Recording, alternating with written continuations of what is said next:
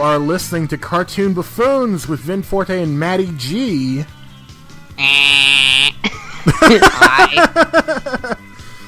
Where we talk about, well, it's in the name, cartoons. Talk about cartoons, animation, all the goings-on there within. Today specifically, we have 2 movies we're discussing for you in this inaugural episode, which, by the way, I should mention, episodes will be out once a month. We're not that serious about this, so just once a month for this podcast, which you can check out over on YouTube at, I don't know if the YouTube page is up yet, but look up Cartoon Buffoons, follow us on Twitter at Mady Vin, and your Twitter is... Mady G Comics. There you go, and we'll have the links there. Yeah! But just to say a little bit about ourselves, I host a podcast, Anytime with Vin Forte. It's interview-based. In fact, if you're listening to this right now, the new episode is either out this Friday or is already out, and I'll be interviewing Mark Summers of Double Dare and Unwrapped fame. Of sloppy mess fame. Of sloppy mess fame. And if you want to hear him talk about Drunk B. Arthur and shitting all over Double Dare 2000, you could do that. Oh, shit. I really want to hear this. And, Mady, why don't you tell everyone about what you're up to? I was on an episode of Vin's podcast a while ago. I also am a comic draftsman. I draw comics, and I'm an illustrator, and I know a lot about cartoons because I make it my business too, and I think it's safe to say that I have some angry cartoon opinions, and I think that this would be the most appropriate place to discuss cartoons rather than other social media platforms. Yeah, and you have something really cool out now that you were part of, the Candyland Animation Jam. That video is already up. Yeah, so that's... It was just, it's such a beautiful piece, such a beautiful collaborative piece. It was organized by Ham Firazan on Twitter, Hamtarto, like Hamtaro, but with an extra T.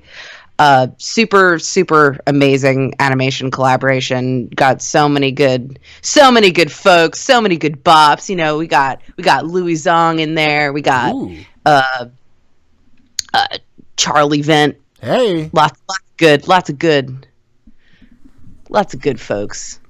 I don't know. Those were just like the 2 people I remember off the top of my head. But a lot of talented people involved in that. But let's, I guess, get right down to business. Yeah. Today our focus is a little more anime bent because we're going to be covering and discussing Akira. Yeah, or Akira if Akira? Akira. Nobody says it like that. It sounded like Cheech. Akira's not home, man. No, I'm not even going to do accents. That's not... No. We're not doing that. But that's Cheech. He's got his own thing going on. Yeah. And my neighbor Totoro. My neighbor Totoro. I've always called it Totoro, but I'm also very white. I mean, I'm pretty white as well, but I did. Oh yeah, I guess it's worth mentioning. I studied Japanese for 4 years in like an actual like school capacity, and I've continued to study it on my own. I'm kind of rusty still. I'm figuring it all out, but yeah, I'm really interested in like Japanese language and anthropology. So I guess I have that perspective coming from me, even though I'm not Japanese myself. Yeah, so I love both these movies. You love both these movies, but these 2 are definitely more in your wheelhouse. So let's start with Akira. Yes. What do people need to know if they haven't seen Akira? What's the significance of it? What's the deal here? Okay, well, it's a very violent film. The first time I saw it was when I was, I think, 12 or 13 years old. It sounded like you were going to say 3 for a second. No! Oh my god, no. No. This is a movie for adults. I was a very grown-up preteen, so I was allowed to watch it. But, yeah, I watched it for the first time eating pizza, and I wouldn't recommend that because there's a lot of, like, marinara red blood in there. So But yeah, it's a movie essentially about the aftermath of World War III in Japan, specifically in Tokyo, which has become Neo Tokyo, and it's also based off of a very extensive, long and elaborate manga series of the same name by Katsuhiro Otomo, or Otomo Katsuhiro, if you want to do it that the proper way. But yeah, it's got a lot of like socio-political goodies in there, as well as a lot of action, just all the good shit. You know, the music is really amazing. The soundtrack, there's a lot of like traditional Japanese musical elements in there that it just enhances the haunting atmosphere of the whole thing. It's a very good film. Now, is this the first movie of its type with these kind of adult themes to really break out? Or was it more that it was one of the first to break out in the West? I think that it just was really widely appealing. Like, it certainly wasn't the first, like, this came out in 1988, and it certainly wasn't the first, like, violent anime movie to come out. It wasn't but in America, certainly, anime was still, and to an extent it still is, but it's definitely, definitely at that time very niche. Yeah, I mean, back then, it was near impossible to find anime in the U.S. I think there's documentaries about how scarce anime was up until, like, the mid-2000s. Really? That late? Oh, yeah. So I kind of grew up in the last sort of generation where anime was hard to get. I remember when Naruto came out, I couldn't get it on anime. Like, I couldn't get the anime. I was getting the manga. Like, I was slurping that up. But to get any kind of anime that was currently airing in Japan, you had to, like, get bootleg DVDs and all kinds of shit. You had to, like, go on eBay, and, like, all you had was, like, weird fan subs that didn't, like, translate properly. It was kind of a nightmare. But you generally could have access to, like, older stuff in America, like, and big movie releases and things like that. Like, that was, I would say, the mid 2000s was around when, like, Spirited Away was coming out and stuff like that. So we were seeing more anime DVDs in stores. But, like, if you wanted anything that was, like, a more modern, like, currently airing and was a series, it was really hard to get. And then even before then, it was all VHSs, and that was even more difficult. Oh, yeah, I remember, I guess it was 99 or 2000, there was a local video game store that also sold under the counter, like, bootleg VHS tapes of, like, Dragon Ball GT, which had not appeared in America on TV yet. So I remember buying those up, and also, like, anything that was on Toonami around that time, like, whatever new Gundam series was out at the time, like, they would have bootlegs of that, Sailor Moon, Outlaw Star. I remember buying a bunch of bootleg VHS tapes of that. But I remember one specifically, I believe it was the Dragon Ball GT one. It was, like, 2 episodes, and then halfway through the second episode, it cut into... It cut off, and there were just all these, like, Japanese McDonald's commercials on the rest of the VHS. That's I don't know like why. Finding treasure. Oh, it was great, because this was also... Like, people very quickly forget that YouTube is not as old as we think it is. I mean, it's over 10 years old at this point, but I think, like, 2005 was YouTube's first year. So, I mean, I remember when it first came out. I remember when everyone was relying on, like, weirdly hidden memes on Google Video. Yeah, or, like, Newgrounds. Newgrounds was very big. Oh, God. Don't talk... Here. Newgrounds is time... for another show. That's for another show. Yeah, definitely. But, like, QuickTime videos, like, if you did find a weird commercial or something... You know, WMV videos, You're the Man Now, Dog. Yeah, that's crazy to think that You're the Man Now, Dog 1, I think, is still up. Or if it's not up now, like it was only just up not long ago. For a while, for sure. For a long time, but Yeah, that I was like lived on that.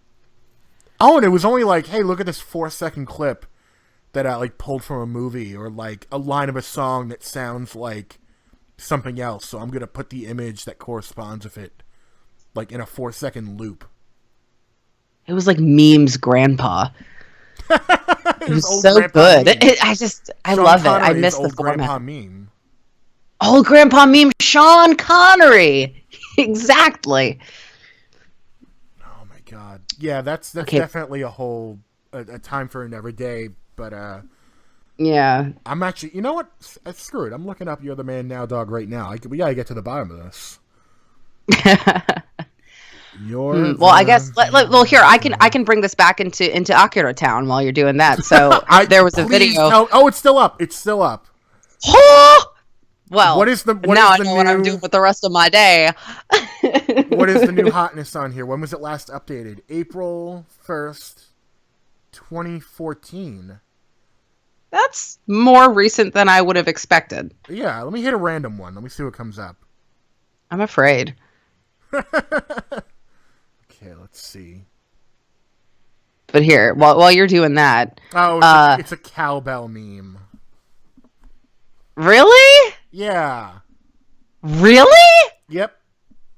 Cowbell? Yeah. In 2014. Yeah. Apparently the Christopher Walken cowbell thing is evergreen. That's some shit, huh? It certainly is some shit. I guess someone out there is starting a Blue Oyster cult. What's that Jimmy Fallon up to now? Being annoying.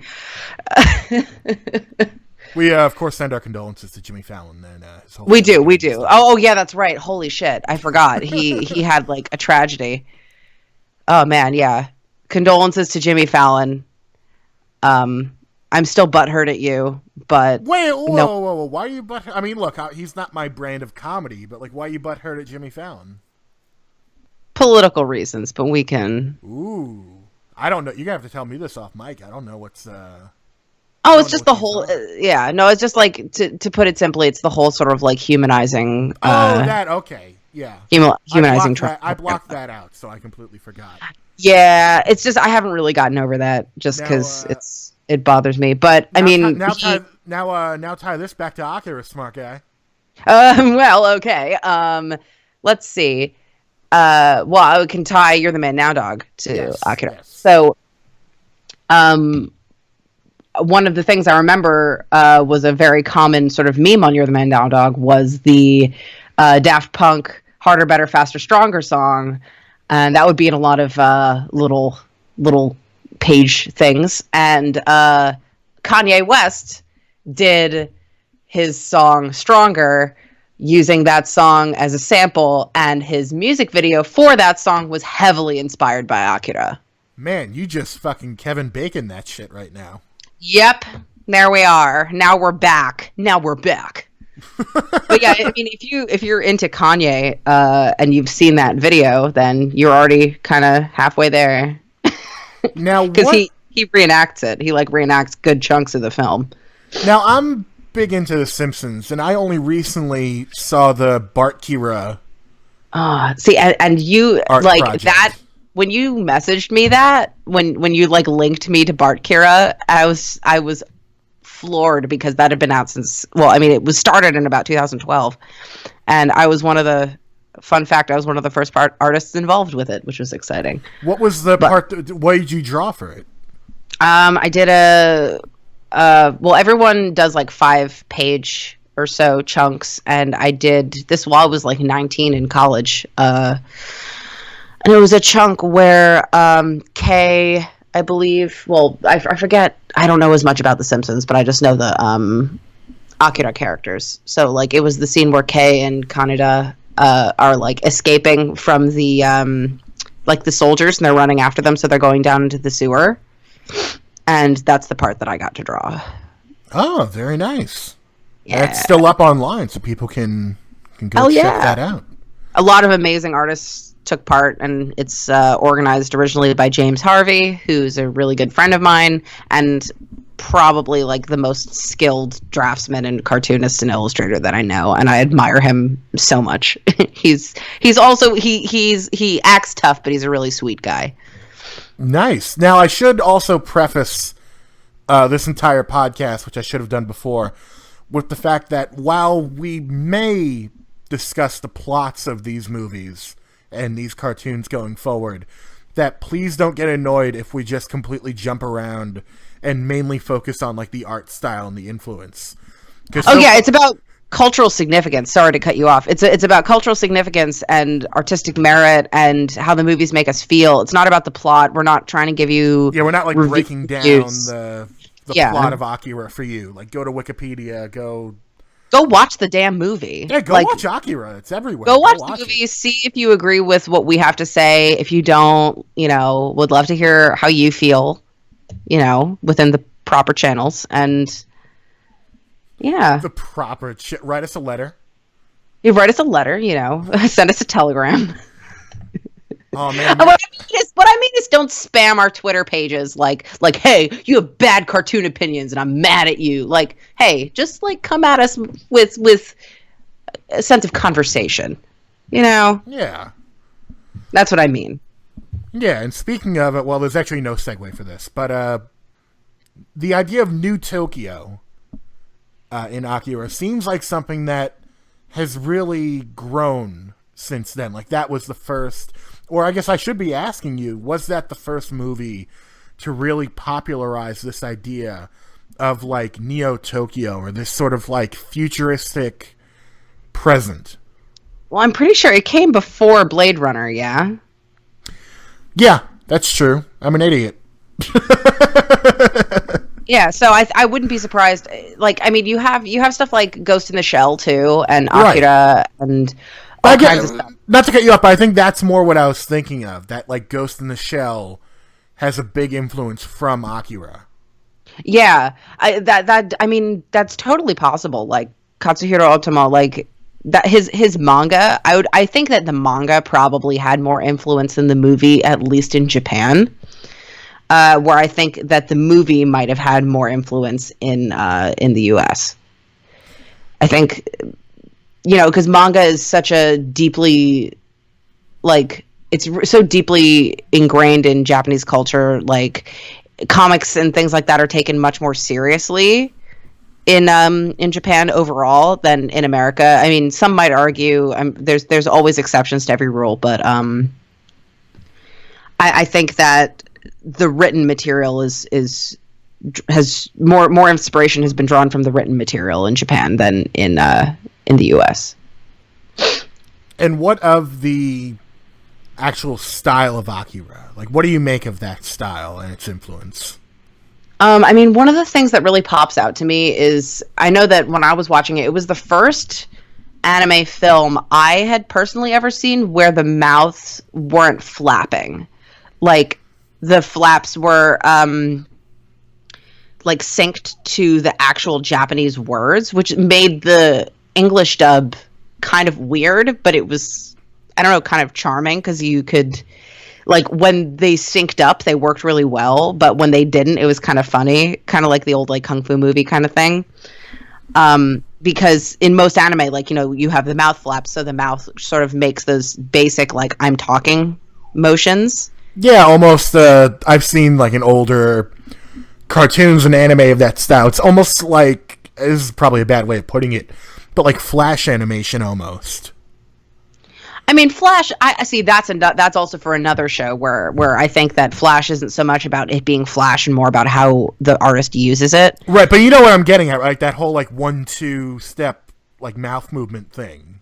Well, see, I think that that's more of that it's animated on. I think that mouths in anime are generally animated on fours, which means that there are 4 frames, 4 keyframes in between. Or no, 4 frames in between keyframes. So like the mouth open will last for 4 frames, and then like, because that's what gives it the jumpy movement. It's the limited animation, so you don't have as many in betweens in between the keyframes. And limited animation was a big thing since like the history of anime in general, like back in the 20s when you have a lot of anime in like the 20s and 30s was actually done with cut paper, like South Park style. Oh, wow. Yeah. And it evolved sort of because then we were getting the limited animation like I guess like Flintstones, like Hanna-Barbera, that kind of thing. Yeah, that's what I was thinking of. Like the way they would sort of reuse certain animations in different settings or scenes. That's the way a lot of animation worked in Japan for a really long time, because the output needed, because anime is such an industry there, and the output needed, you need to get things out fast. So you can't spend all this time like nursing these in between. So you need this limited animation, but they managed to create that sense of movement, and it's become charming. It's become part of the identity of a lot of anime. And then that's why nowadays you see that limited animation mixed with more like animation maybe animated on 2s or 1s instead of like 4s. And see, this is where I'm nerding out here a bit.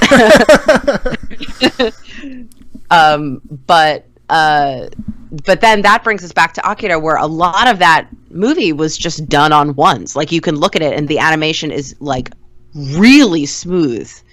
And I'm sure that there's some like rotoscope going on in there as well. But there's a lot of just really, really, really beautifully composed shots and really smooth, fluid motion that I think really sets the movie apart.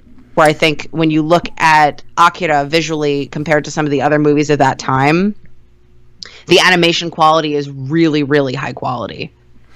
Yeah, that's dovetailing right into the next point I wanted to bring up, which was Akira, to a lot of people, again, in the West, or maybe people who hadn't watched a lot of anime up to that point in the mid to late 80s, it seems like Akira came out at a time where, in comics especially, you had this big renaissance with people like Alan Moore and Frank Miller, who introduced this very sort of gritty style into the popular comic medium.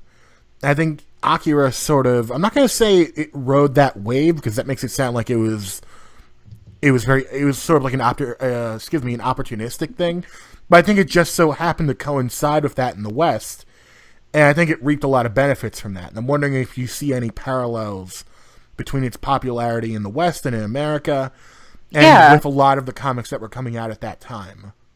I mean, I definitely see where you're going here, and I think that you're definitely onto something where I think that Akira, in a lot of ways, if you compare it to some of Alan Moore's work, like V for Vendetta, Watchmen, etc., I think that the tone of it, the overall tone, is similar, where it has that kind of like, at least in the comic.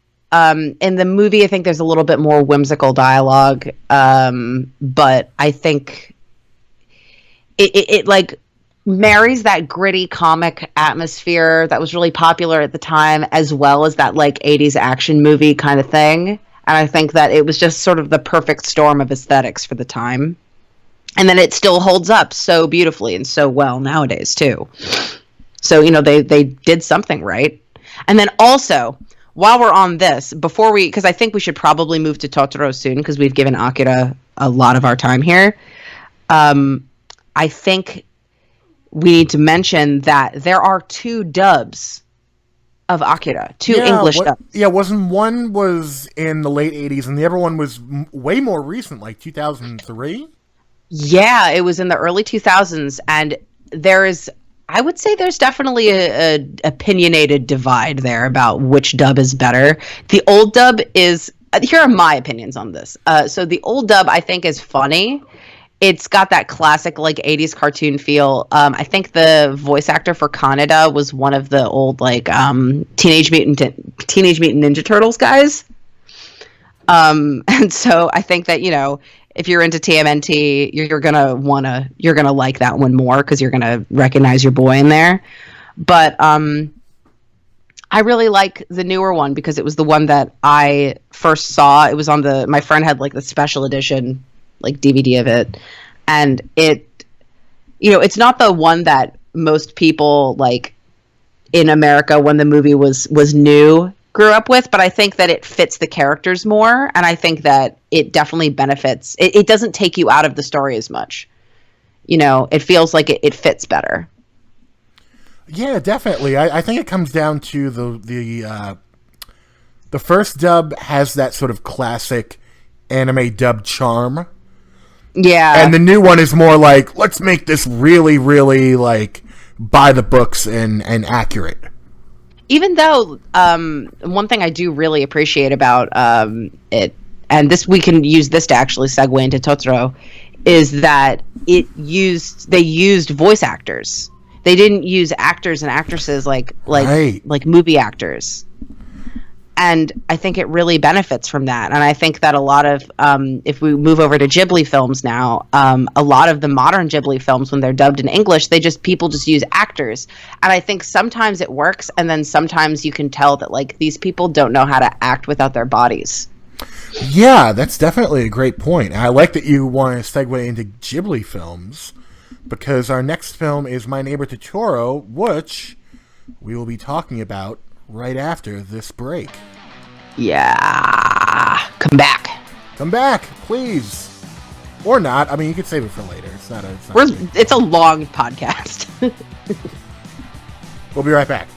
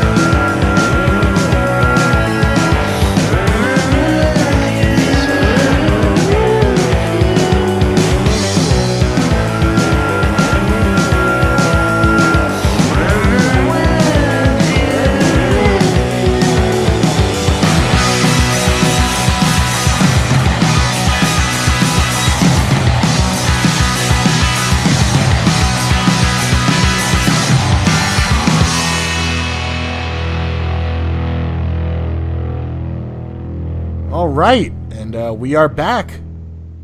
We're back. And we're you talking. Stayed around. Good for you. Good for you for sticking around. We're talking Totoro.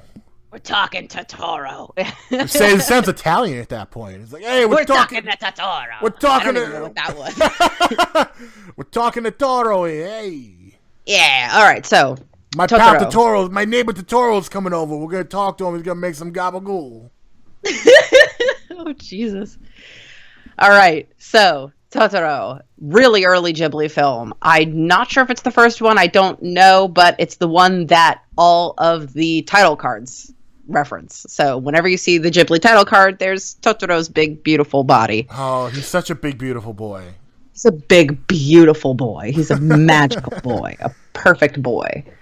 And it's such a visual and like just emotional contrast to Akira in every sense, where it's just Akira is very serious and gritty, and this one is very it's soft, beautiful, natural, the nature, big beautiful trees. It fits in with the Japanese animism that I love so much. Oh, it's so beautiful, and it's the kind of movie that, you know, if someone asked you to describe the plot of Totoro, you could, but it's really more like, it's a way more innocent film where you kind of just like sit back and you let the message of the movie and the themes of the movie and the colors and the images just sort of envelop you. It's easy to fall asleep during because it's very comforting. It is. And I don't think that my fiance has been able to watch the whole movie all the way through because he always falls asleep. Oh my God, has he gotten to the cat bus yet? I think he's gotten to the cat bus. If not, I'm sure he's aware of the cat bus. But he just gets lulled to sleep by Totoro every time. We've tried doing it twice, and he fell asleep twice. But it's just such a gorgeous movie. And the way I would, I guess, describe it to someone who didn't really know anything about it and who wants to watch it is it's very light on the conflict. That's the first thing I would say about it. Yeah, that's something I wanted to bring up, and I'm stuttering a little bit now because I was just realizing we should probably say spoilers for everything. But at the end of the movie, because it's basically about, you know, these sisters, and their mom is in the hospital, and you don't really know why until near the end of the movie. But near the end of the movie, it's revealed she just had a cold. Yeah, she's just like sick. Like she doesn't have like any, because like May, the little girl, like gets lost for like an hour. like she's lost for a bit. People get scared, but then she's fine. And then, you know, the mom is sick. Oh, is she gonna die? No, she's just sick and she's away for a bit and she's gonna come back. They're just moving without mom because mom's sick and mom's gonna come back. And I think she has like a chronic illness, but it just flares up. I think that's kind of what it was. Okay, yeah, because like a respiratory thing. Because the first time I saw it, I swore, like the whole movie, I'm like, that mom's gonna die, and they're gonna have to deal with loss at the end of this movie. But Totoro's gonna get them through it. And I keep wondering always, like with Totoro, would it have been a more impact? Like, would the mom dying have taken something away from the movie? Or would it have added to the movie? It would have taken something away, I think. I think the thing about Totoro is it's a movie that doesn't make you deal with anything hard or concrete about life, but it shows you the things about life that you can enjoy and find beautiful. Like your dog, who we just heard squeaking in the background. Oh, she's so upset. She's in her bed. I wonder if I should let her out, because I worry about recording because she's a noisy little baby, and I love her so much. I love her. She's my little girl, and she's just upset. So I apologize if you hear any of her puling in the background. It's just so sad. She's perfectly safe. She's in her cozy little comfortable bed. Okay, I think I need to let her out. If we need to pause for 1 second, because I say that and I just hear her go. I know, I can hear it in the background. It's great. I'll be right back. We could do like Benny Hill theme or something. I'll be right back. Yeah. So while Maddie's gone, let's listen in to see if we could hear this dog again.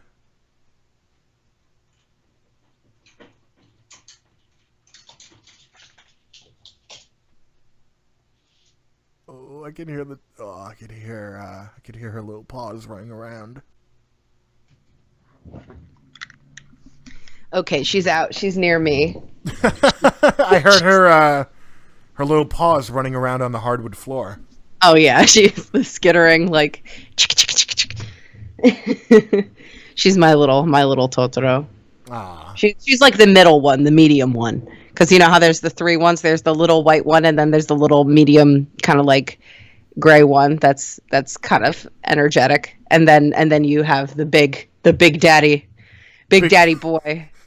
Big Daddy Totoro. Big Daddy Totoro. Notorious Totoro. He's like, when you first see him, he's like kind of scary. Yeah, you know? which I like that sort of mirrors what the children in the movie feel. Because it's sort of like, oh, there's this creature, it's in the woods, what's going on? But then it's like, no. You come at him with, you come at Totoro with kindness, he'll give you kindness right back. Exactly. It's like, and that's the thing that I think makes the movie so successful, is that, like, it's hold on, sorry, she's getting up in the curtains. It doesn't make you deal with really hard, like, issues. It's more like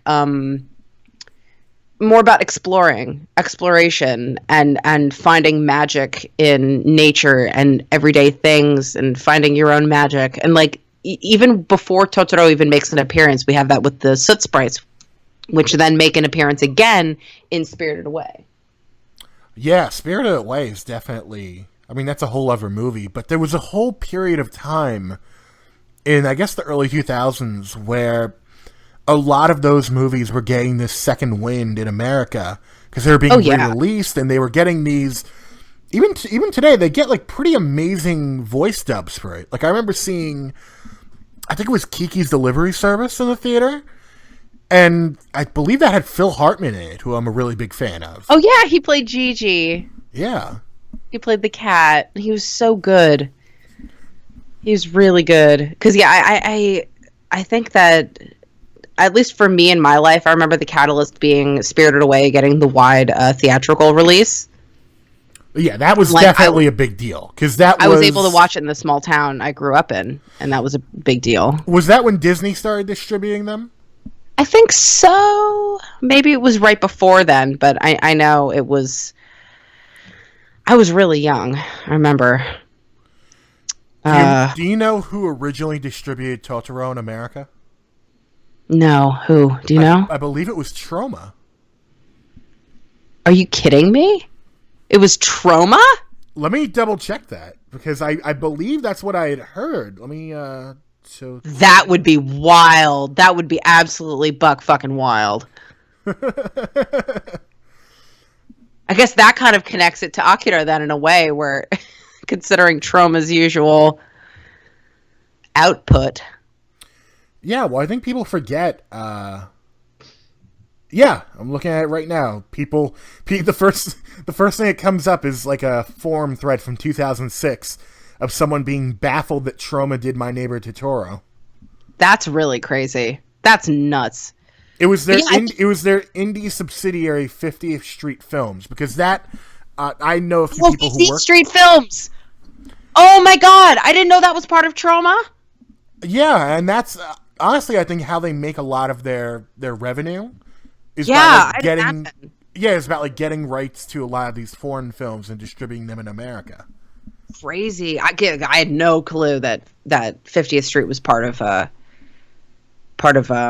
Troma. That's crazy. Yeah. Shit. That's some shit, huh? That's cool. Yeah, because nobody ever thinks Troma and thinks Totoro. Yeah, well, some people might be, and I also want to say this. This comes into my hard fucking feelings on this. Stop adding gritty speculations to sweet kids content. Leave it alone.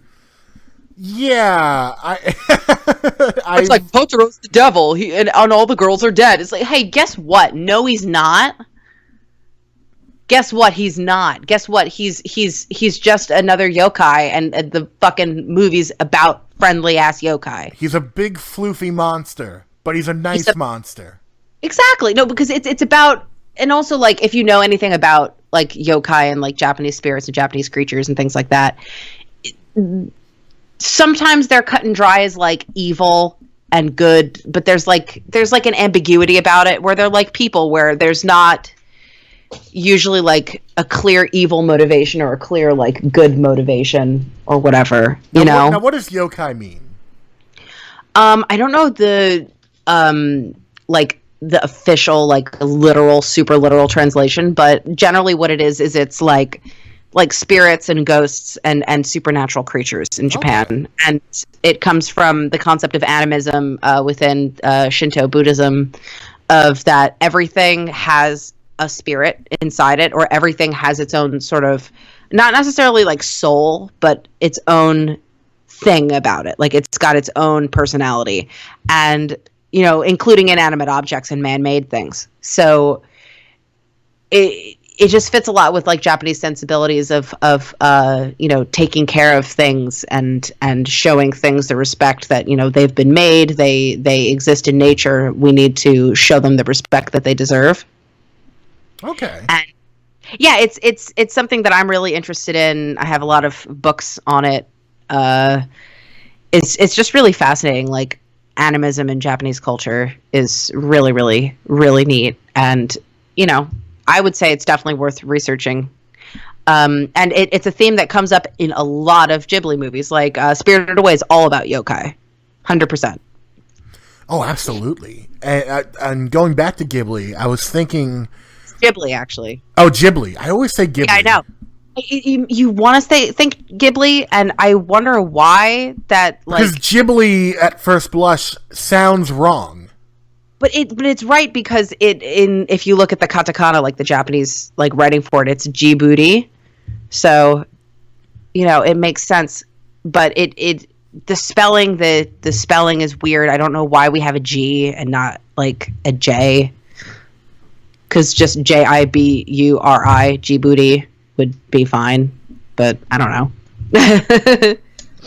Yeah, what do you make of the... Because Totoro was their first big movie. Like, they had certainly done movies before that, I think. But they had done like little, like shorter movies, I think. I believe I can look up I'm not so good with the like chronological order of it, but I think Totoro is the one that made their big splash, like made the name for them. What do you make of the I'm gonna butcher it again, the Ghibli house style?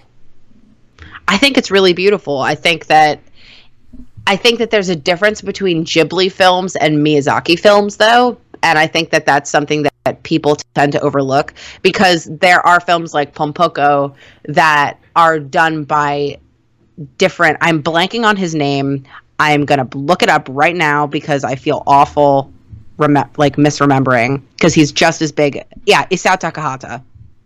There we go. He's just as big as Miyazaki, I would say, in a lot of ways. I believe he also did Grave of the Fireflies.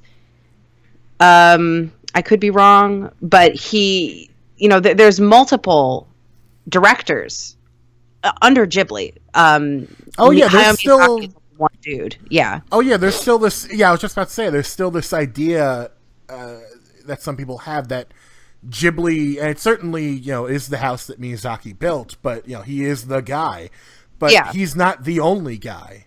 He's not the only guy. That's why he keeps trying to retire. Yeah, how many times is he retired now? He said he was going to retire after Spirited Away. Oh wow. I think that was the first time when he was like, I'm going to retire, and that was like... Just never say never, coming man. up on 20 years ago. Just stop saying you're going to retire. Just yeah. If you want to fade into the background, fade into the background. It's pretty wild. I love him. I just love that old dude. I love it. I was watching a video of him the other day of him cooking ramen for his staff. He's just like such... He's just really like a figure. He's we haven't really had like a figure like that in animation, like at least in animation features, in a long time. Like he's kind of like how we have the 9 old men of Disney. Yeah. He's like the one old man. I don't know. He's magic. He's like just cartoons dad. Yeah. He's just dude. And his opinions on CGI and digital animation, I think, have some real merit. Well, what are they? Because I actually haven't heard them. He You can find it. He goes on a really big tirade about like it removes the life, it removes the humanity, and like he gets very mad about it. But I think he definitely has something. There's something there to that, where I think that if you rely too much on CGI, it can really remove the charm of the hand, the drawing by hand. I think definitely, whether it's like on a tablet or whether it's pencil and paper, I think it adds real craftsmanship to the film. And I'm not to knock CGI in general, because I think that there are a lot of really great places where it shines, but I think there are a lot of places don't where give 2D enough credit.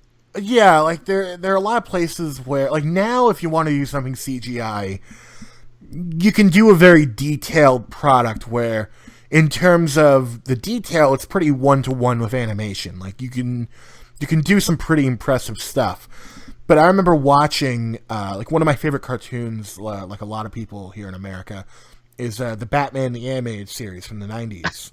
And I remember they made a couple, like, after the series ended, they made a couple direct-to-DVD things. And even in Batman Beyond, I think, to an extent. They would have certain scenes where, like, the Batmobile or some flying ship would be CG for some reason. In Justice League, the Justice League cartoon did that a lot. And it would really take me out of it because it was Futurama. So like, plain. Yeah. Futurama, the whole ship was always CGI. But that actually made a little bit more sense. But Invader Zim. Yeah. And that's something that always bothered me, honestly. But I understand where it comes from, like a production standpoint, where like you have this big inorganic mass of shapes, and like drawing that perfectly over and over is just killer. But the thing is, in Akira, there's a lot of that, and you can see that it's done by hand, and it is fucking nuts. It's crazy, because if you want to see it done by hand, watch Akira. But if you want to see how CGI does not work well, go watch Reboot. That's also for another show. Oh yeah, that's let me earmark that. That's oof. Reboot. Woof. Oof. God. Food Fight. I watched Food Fight last year, and man, that was the worst like $3.99 I ever spent on Amazon. Oh boy. Because for some reason, me and my friend could not find it anywhere. We couldn't find it, illegally. We couldn't find a bootleg of it. So, not that people are bootlegging Food Fight, but when we when we finally watched it, and it was like, oh man, this lives up to the hype.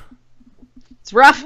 I don't think I've ever watched it all the way through. It's product for people who have no idea what we're talking about. Food Fight is basically a Z-grade CGI movie that is basically food product placement. The movie. It's with Charlie Sheen and Wayne Brady. Charlie Tuna's in it. Who? Charlie Tuna, the chicken of the sea. Oh my God, Charlie the Tuna. Yeah, Charlie Tuna. Charlie Tuna. But basically, it's what if we made Toy Story, but in a supermarket? It's so bad. Hillary and Duff the guy with the legs who walks like, what was it, Vince McMahon? He does. It's Christopher Lloyd, but he does. He plays this weird character that like does the Vince McMahon like swagger. The other day, I couldn't remember Vince McMahon's name, and I called him Man McMahon. Man McMahon and his weird walk. What's that guy? Rand McNally. Man. He's Man. But yeah, Food Fight. Maybe we'll do Reboot and Food Fight next month. Yeah, I think that would be a good one. Yeah, you heard it here first. You're gonna make me watch it. You're gonna make me do it. I'm so mad. We're going right from the cream of the crop hand-drawn animation straight to Food Fight and Reboot. Oh man. Well, that's the point of the podcast, is we need to cover all the bases, and I figured that these two would be a good one to start because they're both really beautiful pieces of animation, and both I would consider must-watch films. And they both have their own really iconic, just sort of style that really sets them apart and is, makes them movies that jump to mind really quickly. And then Reboot and Food Fight are similar, but for all the wrong reasons. Oh God! See, now this was more your episode and stuff that's really in your wheelhouse. Next week it's Vin's turn. Next week it's my turn. Although, like, next month. Next month. Don't tie me into this. Yeah, no. Yeah, which is funny because like you got to show off like your cream of the crop, like what you consider great animation, and I'm going in the direct opposite direction.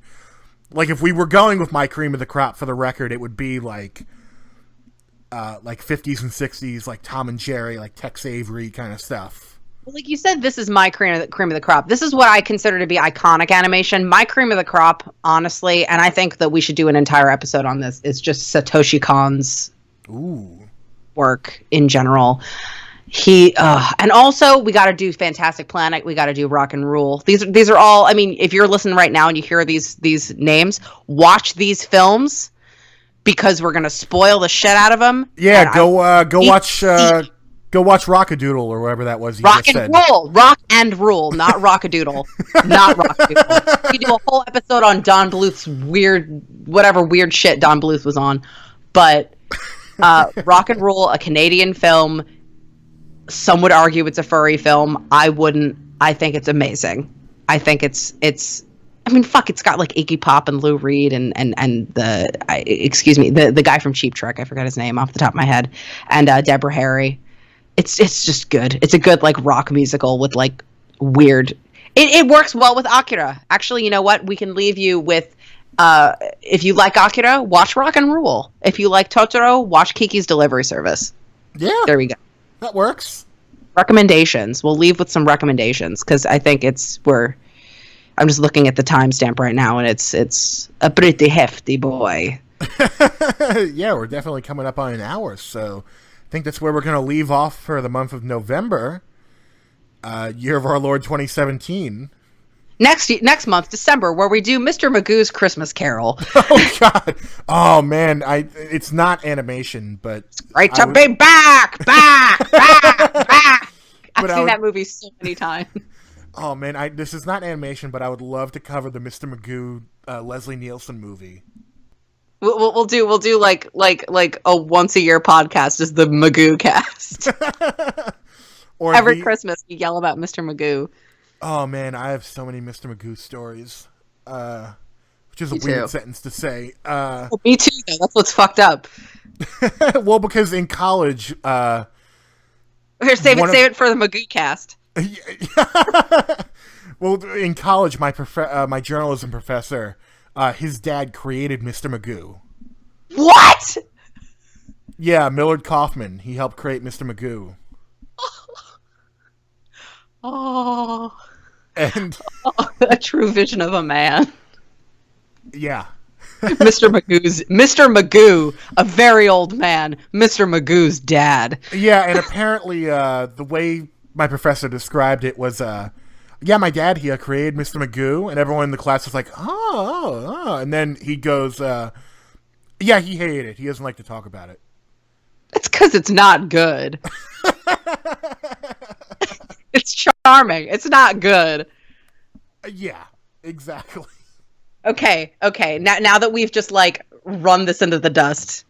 Now that we've run this into the dust, we've gotten so far off track, which I don't care.